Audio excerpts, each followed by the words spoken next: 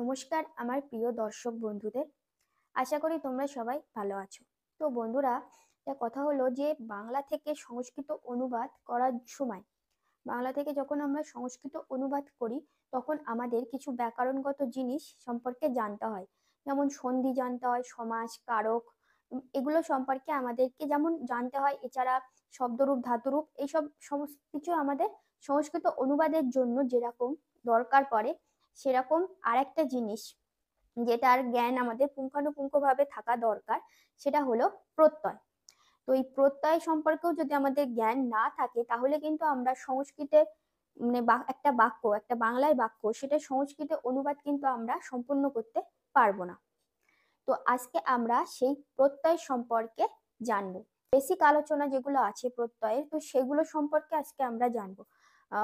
প্রত্যয়, তারপরে কাকে বলে, প্রত্যয় কয় প্রকার, কি কি, এবং প্রত্যয়ের যে ভাগগুলো আছে যেমন কৃৎ প্রত্যয়, তদ্ধিত প্রত্যয়, সেগুলো সম্পর্কে আমরা পরের ভিডিওতে জানবো।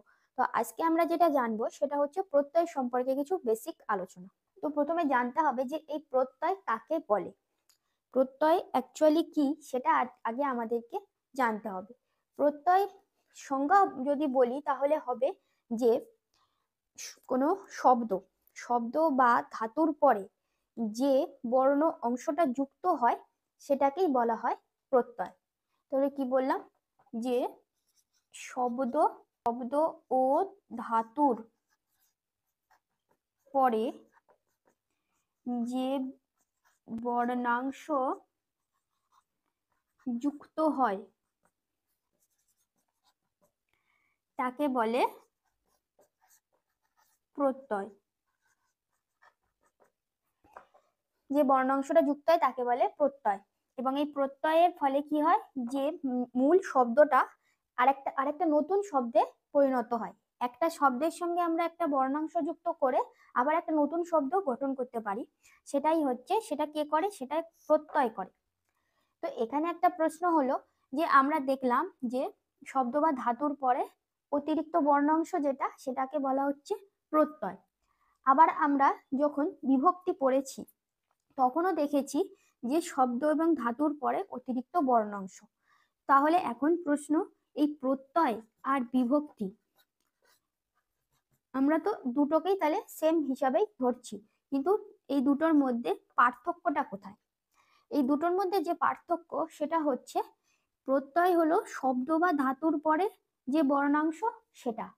যেমন ধরো আমি একটা লিখলাম পঠতি লিখলাম, এটা কি লিখলাম, পঠতি লিখলাম। তো এটাকে যদি আমরা ভাঙি তাহলে কি পাবো, যে পঠ যুক্ত তি, পঠ যুক্ত তি। এর মধ্যে এই পঠটা কি, এটা এটা একটা হচ্ছে ধাতু, এটা একটা হলো ধাতু। এবং এখানে যে তিটা আমরা দেখতে পাচ্ছি, এই তিটা কি, এই তিটা হলো প্রত্যয়, এই তিটা হচ্ছে প্রত্যয়। তো আমাদের আলোচনা ছিল যে বিভক্তি, প্রত্যয় আর বিভক্তির মধ্যে পার্থক্যটা কোথায়। এবারে আমরা আসি বিভক্তি। এখন আমি এটা লিখলাম যখন পঠতি, এবার এটাকে আমরা একটা বাক্য হিসাবে লিখবো, যেমন অহং পুস্তকং পঠতি, অহং পুস্তকং পঠতি। তাহলে এই বাক্যটার মধ্যে যে পঠতি আছে এটাকেও যদি আমরা ভেঙে ফেলি তাহলে কি পাবো, পঠ ধাতু পাবো এবং তার সাথে তি পাবো। কিন্তু এখানে যখন রয়েছে এর নামটা তখন পাল্টে যাবে, এখানে এই পঠ ধাতুর সাথে যে তিটা এটা কিন্তু বিভক্তি হয়ে যাবে। তাহলে পার্থক্য হচ্ছে এটাই, যখন যখন হলো মূল শব্দ বা ধাতুটা যখন এমনি বসছে তখন তার মধ্যে যেটা অতিরিক্ত বর্ণাংশ সেটা হলো প্রত্যয়। আর যখন সেই মূল শব্দ বা ধাতুটা যখন বাক্যের মধ্যে, বাক্যের কোনো পদের সঙ্গে বসছে তখন সেটা হচ্ছে যে অতিরিক্ত বর্ণাংশ থাকছে সেটা হলো বিভক্তি। তাহলে এই প্রত্যয় আর বিভক্তির মধ্যে পার্থক্যটা আমরা আশা করি বুঝতে পারলাম। তো আমাদের আলোচনা ছিল যেহেতু প্রত্যয় সম্পর্কে বেসিক আলোচনা। এবারে যেহেতু আমরা প্রত্যয় কাকে বলে জেনে গেছি, এবারে প্রত্যয়ের মধ্যে যে ভাগগুলো হয়, প্রত্যয় কয় প্রকার, কি কি, সেগুলো এবার আমাদেরকে জানতে হবে। তো প্রত্যয় হচ্ছে 5 প্রকার। প্রত্যয় 5 প্রকার। কি কি প্রত্যয়? 5 প্রকার। প্রথম হচ্ছে বিভক্তি, তারপরে আসছে কৃৎ প্রত্যয়, তদ্ধিত প্রত্যয়, স্ত্রী প্রত্যয় আর ধাত্ব বয়ব। তাহলে এগুলো হলো প্রত্যয়ের ভাগ। কি কি বললাম? বিভক্তি, কৃৎ, তদ্ধিত, স্ত্রী আর ধাত্ব বয়ব। এগুলো হচ্ছে প্রত্যয়ের প্রকারভেদ। তো এখানে দেখো প্রথমে আসছে কি? বিভক্তি। প্রথমে আসছে হলো বিভক্তি। তো এই জিনিসটা আমাদেরকে জানতে হবে।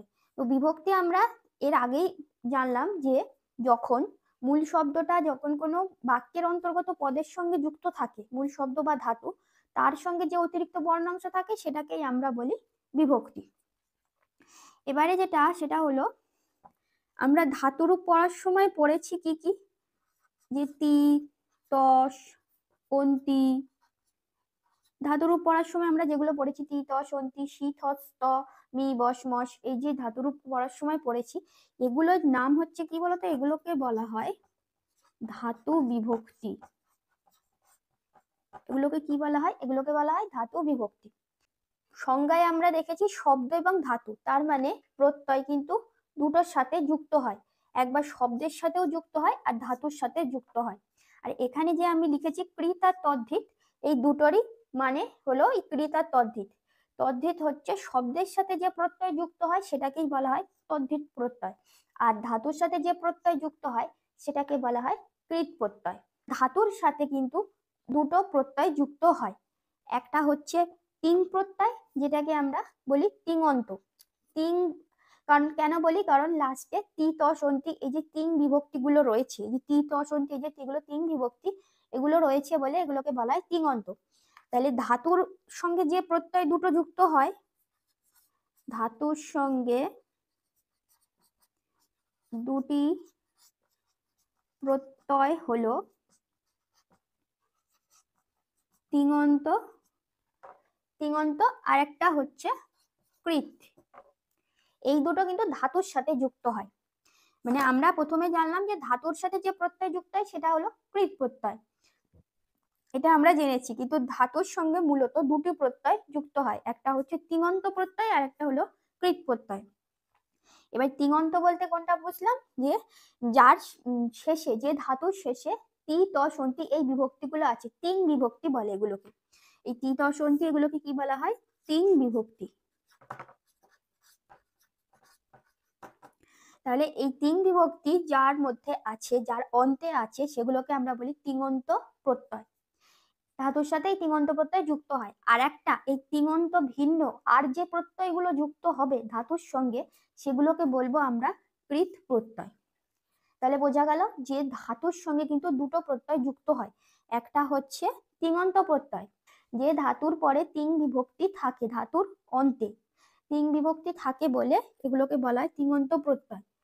আর হচ্ছে তিঙন্ত তিন ভিন্ন, তিন বিভক্তি ভিন্ন আর যে প্রত্যয়গুলো ধাতুর সঙ্গে যুক্ত হয় সেগুলোকে বলা হয় কৃৎ প্রত্যয়। কৃৎ প্রত্যয় তাহলে কোনগুলো? যেমন আছে তব্য, অনিয়, তাচ,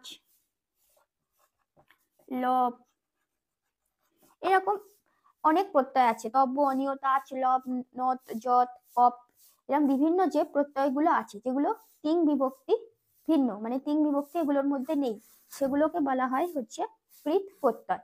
তাহলে আমাদের ধাতু বিভক্তি হয়ে গেল এবং কৃৎ প্রত্যয় হয়ে গেল। এবারে আমরা আসছি তদ্ধিত প্রত্যয়। তদ্ধিত প্রত্যয় বললাম কি? শব্দের সঙ্গে যে প্রত্যয়গুলো যুক্ত হয় সেগুলো হচ্ছে তদ্ধিত প্রত্যয়। যেমন দেখো কি বললাম, শব্দের সাথে যে প্রত্যয় যুক্ত হয় তাকে বলে তদ্ধিত প্রত্যয়। এতক্ষণ যে দেখছিলাম আমরা কৃৎ প্রত্যয় দেখছিলাম, সেগুলো হলো ধাতুর সাথে, আর তদ্ধিত প্রত্যয় হচ্ছে শব্দের সাথে। যেমন আমি বলি, যদি পুত্র, পুত্র একটা শব্দ, এর সাথে যদি আমরা অন, অন এই প্রত্যয়টা যুক্ত করি তাহলে আমাদের তৈরি হয় কি? পৌত্র। কি তৈরি হয়? পৌত্র। আবার রাঘব, এই রাঘব একটা শব্দ, এর সাথে যদি আমরা অন যুক্ত করি, অন প্রত্যয় যুক্ত করি, তাহলে আমরা যে নতুন শব্দ একটা তৈরি হয় সেটা হয় রাঘব। প্রথমে তাহলে শব্দ যে প্রত্যয় সংজ্ঞা বলেছিলাম কি, শব্দ এবং ধাতুর পরে অতিরিক্ত যে বর্ণাংশ যুক্ত হচ্ছে তাকে আমরা প্রত্যয় বলছি। তাহলে এটা একটা শব্দ, এই রাঘব একটা শব্দ, এরপরে অতিরিক্ত বর্ণাংশ কি যুক্ত হচ্ছে? এই অন যুক্ত হচ্ছে। রাঘব শব্দের সঙ্গে এই অতিরিক্ত বর্ণাংশ একটা যুক্ত হচ্ছে অন, এবং এটাকেই আমরা তাহলে বলছি কি? প্রত্যয়। আর এই প্রত্যয়টার নাম হচ্ছে তদ্ধিত প্রত্যয়, কারণ এগুলো কি শব্দের সঙ্গে যুক্ত হচ্ছে। আর এর আগে আমরা যেটা কৃত প্রত্যয় জানলাম সেটা হচ্ছে ধাতুর সঙ্গে যুক্ত হয়। যেমন হচ্ছে দেখো, গম, গম যুক্ত তাচ, গম যুক্ত তাচ কি তৈরি হয়? গম যুক্ত তাচ করলে হয় গত্তুয়া, গমযুক্ত তাজ করলে হয় গত্তুয়া। এই যে তয় বয় কেন হয়, তারপরে এখানে তয় রফলা বিসর্গ কেন হয়, এইগুলো যে কেন হয় এগুলো আমরা পরের ভিডিওতে এগুলো ডিটেলসে জানবো। আজকে যেহেতু আমরা শুধু জানছি কি প্রত্যয় উপর বেসিক আলোচনা, তারপরে এই যে প্রকারভেদ গুলো আমরা দেখলাম কৃত তদ্ধিত, এগুলোর মধ্যেও আরো অনেক প্রকারভেদ আছে, এগুলো সবই আমরা পরের ভিডিওতে অল্প অল্প করে জানবো। তো এখানে দেখো গমের সঙ্গে তাচ যুক্ত হয়েছে। প্রত্যয়ের সংজ্ঞায় কি বলেছিলাম? যে ধাতুর পরে যে অতিরিক্ত বর্ণাংশ যুক্ত হবে সেটা হচ্ছে প্রত্যয়। তাহলে গম তাহলে কি? গম একটা ধাতু, আমরা সবাই জানি গম, পট, বৃষ, এগুলো সবই একটা ধাতু, এবং এর ধাতুটার সাথে যে যুক্ত হলো অতিরিক্ত বর্ণাংশ যুক্ত হলো এটা হলো প্রত্যয়। যে তাচ যুক্ত হয়েছে গম ধাতুটার সঙ্গে, এটা একটা অতিরিক্ত বর্ণাংশ এবং এটার নাম, এটা প্রত্যয়। এবং এই প্রত্যয়ের নামটা কি হবে? এই প্রত্যয়ের নামকরণ তখন আমরা করব যে কৃত প্রত্যয়, কারণ এটা ধাতুর সঙ্গে যুক্ত হয়েছে। এটা ধাতুর সঙ্গে যুক্ত হয়েছে বলে এটার নাম তখন কি করে দেবো? নামকরণ হয়ে যাবে কৃত প্রত্যয়। আর এটা শব্দের সঙ্গে যুক্ত হয়েছে বলে এটার নামকরণ হয়ে যাবে তদ্ধিত প্রত্যয়। এবার এই কৃত তদ্ধিত আমরা সিম্পল জানলাম ধাতু আর শব্দের সঙ্গে যুক্ত হয়, এবং এছাড়াও আমরা জানলাম ধাতুর সঙ্গে দুটো প্রত্যয় যুক্ত হয়, একটা হলো কৃত প্রত্যয় আর একটা হলো তিঙন্ত প্রত্যয়। তিং বিভক্তি যেগুলোর অন্তে আছে, যে ধাতুর অন্তে তিং বিভক্তি আছে সেগুলো হবে তিঙন্ত প্রত্যয়। বিভক্তি প্রসঙ্গে আরেকটা কথা বলি, বিভক্তির মধ্যে আমরা একটা জিনিস দেখলাম কি, বিভক্তি হচ্ছে একটা জিনিস দেখলাম ধাতু বিভক্তি। ধাতু বিভক্তি কি কি দেখলাম? যে তি, তস, অন্তি, এগুলো হলো ধাতু বিভক্তি, কারণ এগুলো কি ধাতুর সঙ্গে যুক্ত হয়। যেমন গম যুক্ত তি, পট যুক্ত তি, এটা কি হয়? গচ্ছতি। পট যুক্ত তি করলে হয় পঠতি। তাহলে এগুলো হলো কি ধাতু বিভক্তি। এই বিভক্তির কিন্তু আরেকটা ভাগ আছে, আরেকটা কি বলতো? আরেকটা হলো শব্দ বিভক্তি। প্রত্যয় যেহেতু শব্দ ধাতু দুটোর সাথে যুক্ত হচ্ছে, এবং প্রত্যয়ের প্রকারভেদের মধ্যে যেহেতু বিভক্তি রয়েছে, তাহলে বিভক্তিও দুটোই হবে। এটা ধাতু বিভক্তি, যেটা ধাতুর সাথে হবে সেটাকে ধাতু বিভক্তি বলবো, আর যেটা যে বিভক্তি শব্দের সাথে যুক্ত হবে সেটাকে শব্দ বিভক্তি বলবো। এবার শব্দ বিভক্তি কোনগুলো? সেগুলো হলো, শব্দ বিভক্তি হচ্ছে সু, ঔ, যশ। সু, ঔ, যশ, এই যে যেগুলো আছে সু, ঔ, যশ, অম, ঔ, সস, টা, ভ্যাম, ভিস, এগুলোই হলো শব্দ বিভক্তি। তার মানে যেটা আমরা জানলাম, মানে সহজ কথা হলো ধাতু বিভক্তি অ্যাকচুয়ালি আমরা ধাতুরূপ পড়ার সময় আমরা এই ধাতু বিভক্তিগুলো ব্যবহার করে থাকি। আর শব্দ বিভক্তি বলতে কি, শব্দরূপ পড়ার সময় যে বিভক্তিগুলো ব্যবহার করে থাকি সেগুলো হচ্ছে শব্দ বিভক্তি। এই সু, ও, যশ, যেমন ধরো শব্দ বিভক্তি কেন? শব্দের সঙ্গে। তাহলে এই নর, যে আমরা নর শব্দরূপটা পড়ি, তার মধ্যে নরটা কি? নরটা হলো মূল শব্দ, একদম যে শব্দটা মূল, মানে এর সঙ্গে কোনো না বিভক্তি যুক্ত আছে না কিছু যুক্ত থাকে, বিভক্তি যুক্ত ছাড়া যে অংশটা, এই অংশটাকেই বলা হয় মূল শব্দ। কি বলা হয়? মূল শব্দ আর প্রকৃতি, মূল শব্দ বা প্রকৃতি, এটাকেই কিন্তু বলা হয়। তার মানে প্রকৃতি আর প্রত্যয়ের মধ্যে কিন্তু পার্থক্যটাও আমরা এর মধ্যেই বুঝে নিচ্ছি, যে এই যে নর, এটা কিন্তু একটা মূল শব্দ বা প্রকৃতি, কারণ এর সঙ্গে কোনো বিভক্তি যুক্ত নেই। তাহলে এই নর শব্দের সঙ্গে যদি আমরা সুযুক্ত করি, নরর সঙ্গে যদি আমরা সুযুক্ত করি তাহলে কি হয়ে যায়, নর পাই। তারপরে আবার নরর সাথে যদি ও যুক্ত করি তাহলে কি পাই, নরও পাই। আবার নরর সাথে যদি আমরা যশ যুক্ত করি তাহলে কি পাই, নরা পাই। এবং এগুলো আমরা শব্দরূপ পড়ার সময় পড়েছি যে নর, নরৌ, নরা। তাহলে এই যে আমরা শব্দরূপগুলো যখন পড়ি এগুলোর সঙ্গে, এই শব্দগুলোর সঙ্গে একটা করে বিভক্তি যুক্ত থাকে, যেটাকে আমরা বলি শব্দ বিভক্তি। সু, ঔ, যশ, অম, ঔ, সস, তা, ভ্যাম, বিশ এরকম শব্দ বিভক্তি আছে। শব্দরূপের ওপর আমার আগে যে ভিডিও আছে সেই ভিডিও যদি তোমরা দেখো তাহলে এই জিনিসটা সম্পর্কে আরো ক্লিয়ার ধারণা পেয়ে যাবে। তাহলে যে জিনিসটা আমরা রেজাল্ট পেলাম সেটা কি পেলাম, যে ধাতুর সঙ্গে দুটি প্রত্যয়, ধাতুর সঙ্গে যেমন দুটি প্রত্যয় যুক্ত হচ্ছে সেরকম শব্দের সঙ্গেও দুটি প্রত্যয় যুক্ত হয়। এই দুটো জিনিস আমরা আলটিমেট পেলাম, ধাতুর সঙ্গে দুটি প্রত্যয় পেলাম আবার শব্দের সঙ্গে দুটি প্রত্যয় পেলাম।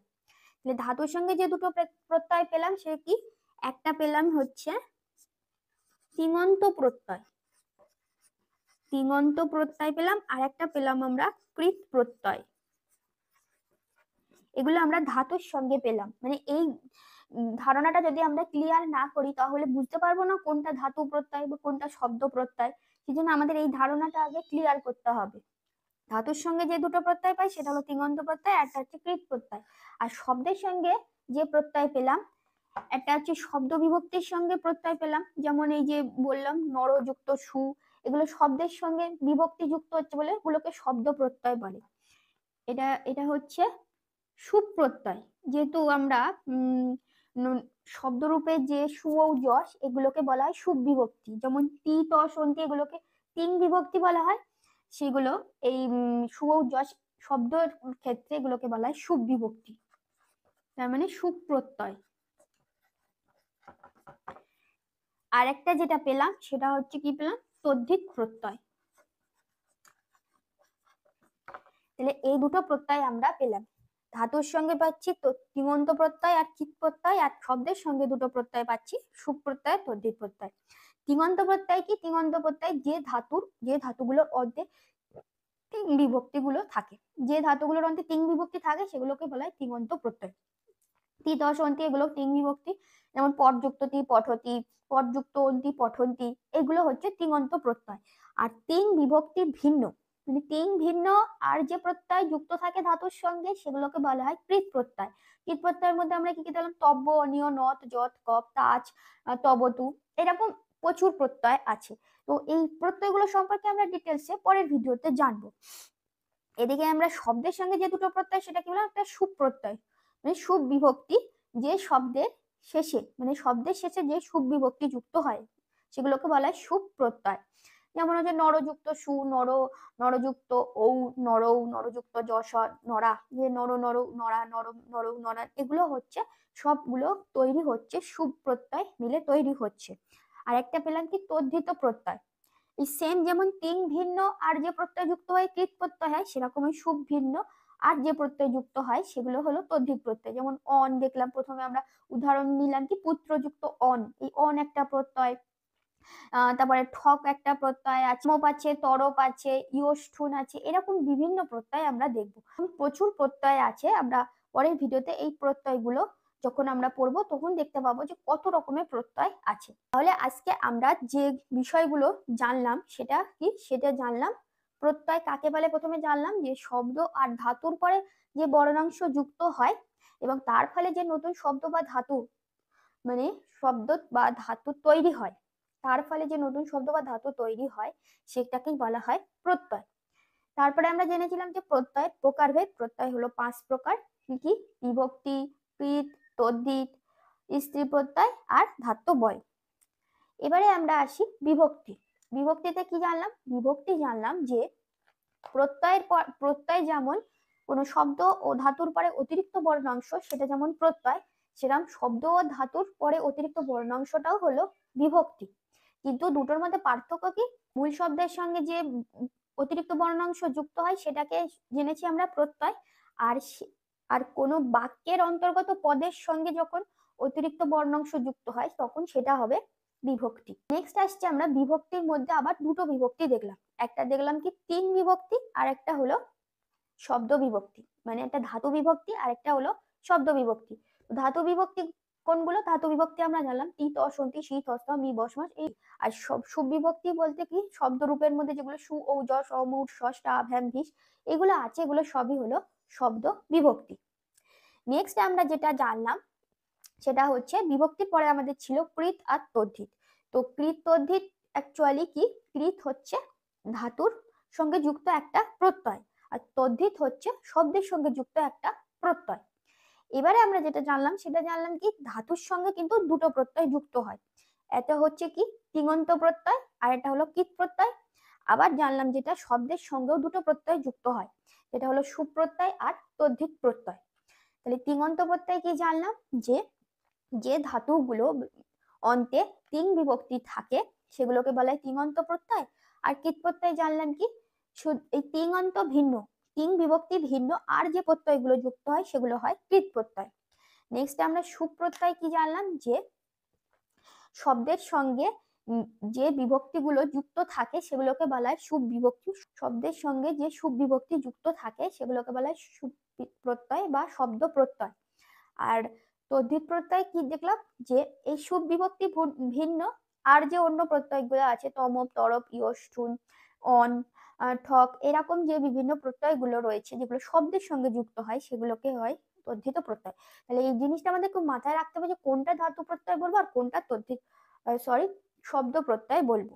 তো আজকে আমরা প্রত্যয়ের উপরে জাস্ট কিছু যে বেসিক আলোচনাগুলো হয় সেগুলো আমরা জানলাম।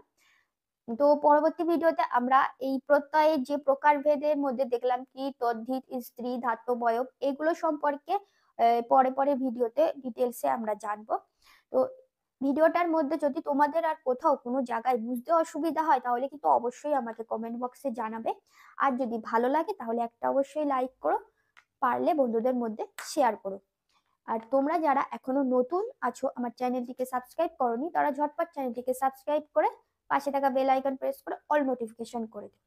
তো পরবর্তী ভিডিও দেখার জন্য সবাইকে আমন্ত্রণ রইল। সবাই ভালো থাকবে। ধন্যবাদ।